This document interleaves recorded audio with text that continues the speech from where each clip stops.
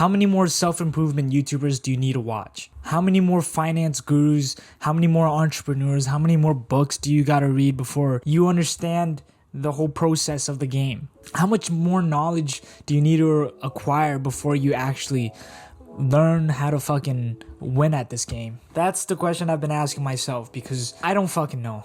I don't know anything. It's frustrating when you put in so much work, so much effort into something, into this one thing, all for no results to be seen. It kind of makes you question your worth, whether or not you're putting in enough effort, or if you're just that much of a bitch that you think the amount of effort you put in isn't real effort.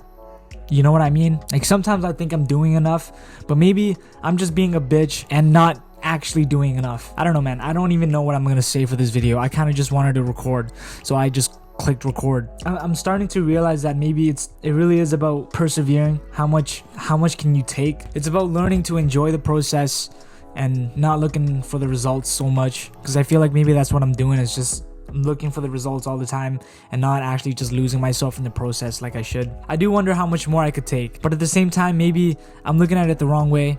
And it's not about how much I could take, it's about how much I could give, you know? The effort I could give, how I could give back. I'm trying to be more grateful, because yeah, I don't know, when times get tough, it's so easy to be grateful and to be happy and to be strong and to pretend like you're so motivational. You know, you're this perfect, strong person when everything is going good. But once everything starts going bad, once the walls start crumbling down and you feel like shit again, can you still maintain that image of being strong? Can you still maintain that mentality that you're that guy? Those are the questions I'm trying to find within myself. Really, it's asking, am I good enough? The world is a shit and ruthless place, but I still want to hold on to that belief that kindness is the answer. And no matter what, I'm still gonna be kind. No matter how much shit comes, you know, how much shit comes your way, I still want to maintain that. But maybe that's also what's holding me back, is that I'm letting this naivety hold me back from reaching my fullest potential, because I'm unaccepting to change. But maybe that's it. It's because I'm unwilling to change with the world and become angry, yelly and aggressive like everyone else. But it's not even that. It's like, it's not the fact that I can't become that. It's that I know, I see it, and I don't want to be that way, because you just live a miserable life when you're like that. And you're just so angry at everyone. You see everyone as a competitor. I just want to chill half the time. I want to see everyone win. But again, maybe that's why I'm losing. And I'm not saying losing in the sense of, oh, I'm so miserable. Oh, I'm so sad because I'm just such a nice guy. Nah, I don't want to be assertive. I don't want to be aggressive, because I'm still not going to let people walk over me. But that doesn't mean that I can't be kind at the same time, and I can't be nice, and I can't understand where you're coming from. Because a lot of the times, that's all it is. People are shit because the world has been shit to them, and that's how they've responded. And if I was in their shoes, from their perspective, I would have done the exact same thing. One wrong step and I could have been exactly like them. But I refuse. I refuse to conform to how everyone thinks you should react. I refuse to fold. And that's the one thing about me that I'm gonna keep forever. I'm never ever gonna fold. I'm gonna stick to what I believe. I'm gonna trust myself, and I'm never gonna give up, whether it's in vain or not. I just know that I'm not gonna give up. With this whole fucking social media game, this YouTube game, video editing, capitalism, fuck everything. Everything is just so shitty. But no matter what, I still believe the grass is greener on the other side. I don't care how shitty the world is, and I want to make the world see that through art, through these stupid videos, through these sit down and talk videos. But I don't know, man. It just sounds so silly to say that. It sounds so unrealistic, and I sound like such a fucking tryhard. But nah, we're gonna fucking do it, man. Somehow, some way. I feel like we all need to get into philosophy in some sense. I'm not saying I read, like I sit down and I read philosophy books. You know, I know a few philosophers like Friedrich Nietzsche, Carl Jung. I don't even know if I said his name right. Charles Bukowski.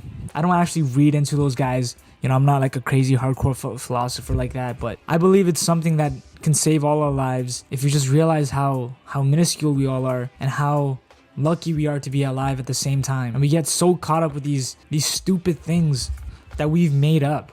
Everything around you is made up from the human mind. It's all made up, and we've allowed it to create such problems in our lives. But I mean, hey, what can you do about it when it happens as a whole, as a collective, as a species? If it was up to me, I would wake up in the morning and just do jack shit all day. And I don't mean just jack shit, but I mean I would much prefer to be living in the forest and waking up to the sounds of nature, running around, climbing trees and shit. But then when I say that out loud, now I just sound like a fucking hippie.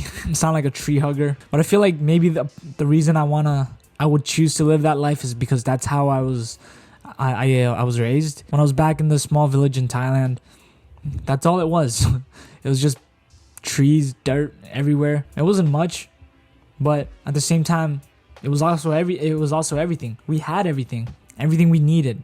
Good people, food, water, shelter. It's so ironic because moving into the Western world, you think life would be a lot better because the standards of living are so much higher.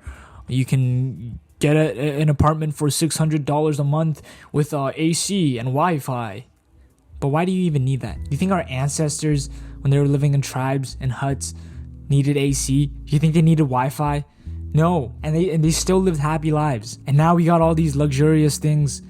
We have living in my shitty ass student housing with raggedy walls, creaking floorboards, a kitchen doesn't even work half the time, and it's got rats. Living in this is 10 times better than living as a king back in like the 14th century. If you think about it, they lived in castles. They didn't even have flushing toilets. But now we're in the modern world. We're living like kings. We're living like fucking royalty. So how are we all so fucking depressed?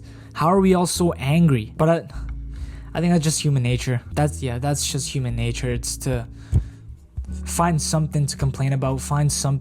Human nature is just looking for some sort of resistance in order to make our life feel like it means something, when really none of it, I think deep down we all know none of it really matters. And I am the epitome of that. I'm not an exception to this rule, because this, for example, what I was just saying earlier, I mean, none of this matters. I think it's all fucking stupid, but I'm the one pursuing it.